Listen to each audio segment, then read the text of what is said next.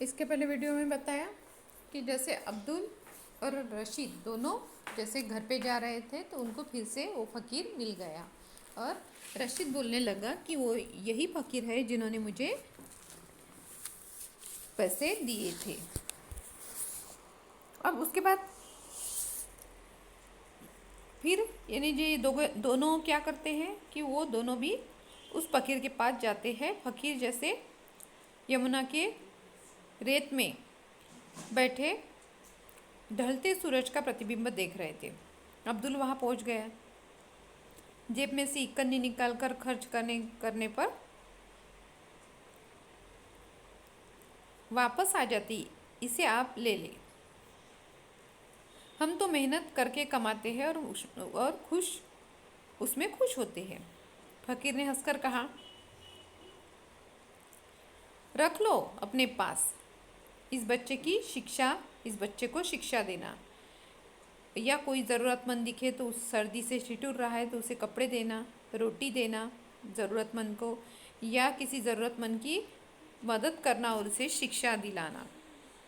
मन में यह सोचना कि देने वाला कोई और है, तुम तो एक जरिया हो।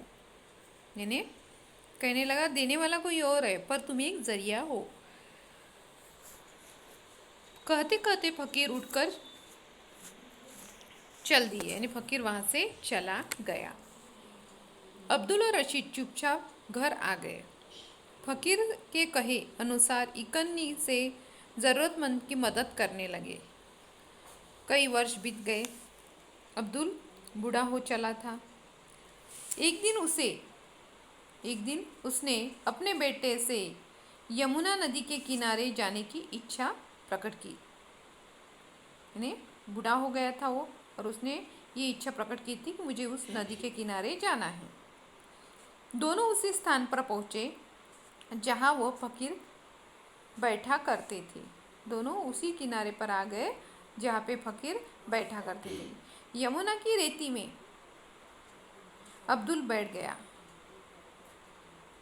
कुछ देर बाद उसने कुर्ते की जेब में से एक कन्नी निकाली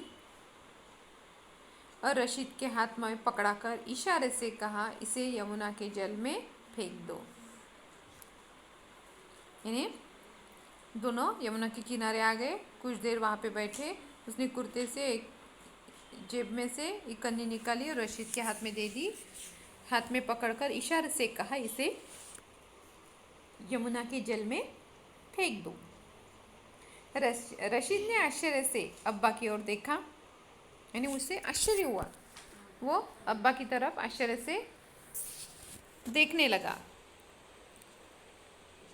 उनका आदेश मानकर जोर से इकन्नी को जल की ओर उछाल दिया है, पानी में डाल दिया।